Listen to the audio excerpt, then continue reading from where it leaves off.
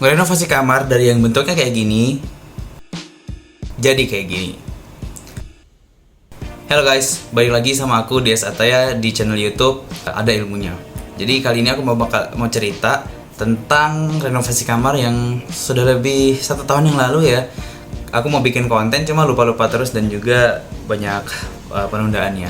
Jadi aku ngerasa suntuk di kamar ini. Dan juga sebenarnya bukan nggak bersyukur ya, tapi lebih kepada sifat manusia yang cenderung bosan terhadap suatu benda.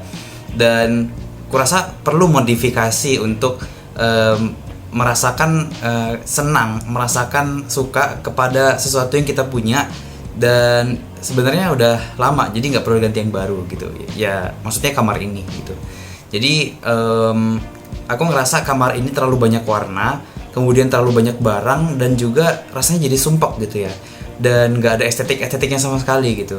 Nah jadi aku kepikiran buat ngeliat di Pinterest, kemudian juga beberapa foto lainnya yang kayak gini contoh-contohnya.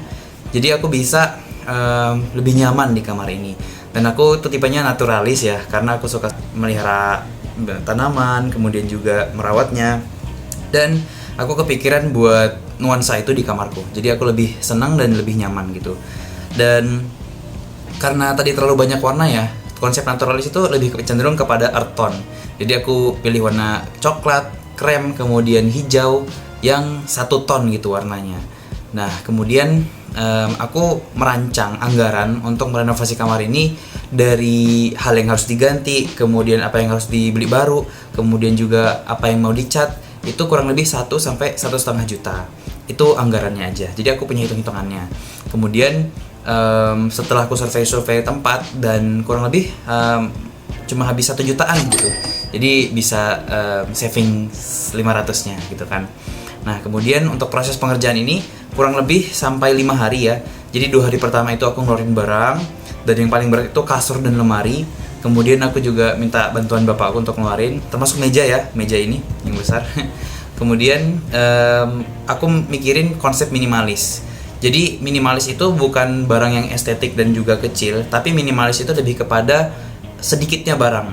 Semakin banyak barang yang kita beli, semakin repot kita mengaturnya dan kesusahan untuk mindahinnya.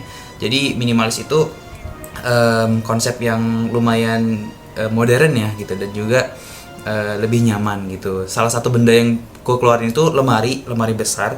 Jadi dulunya itu ada di kamar ini dan cukup makan tempat dan yang nggak kepake.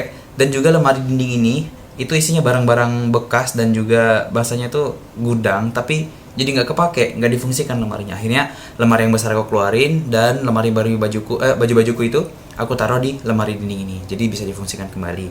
Nah aku sukanya memang ngebongkar-bongkar barang di rumah, dan juga kalau nggak dipakai bisa dijual, disumbangin, atau nggak dibuang gitu ya.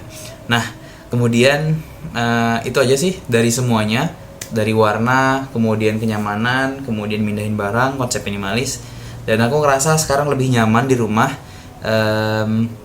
nggak perlu ke kafe-kafe yang estetik, kemudian juga minum kopi yang lumayan mahal ya walaupun affordable.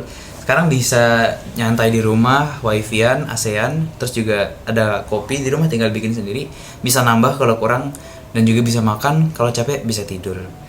Mungkin itu ceritaku guys untuk renovasi kamar ini. Semoga kalian terinspirasi dan juga membuat kamar kalian lebih nyaman versi kalian sendiri.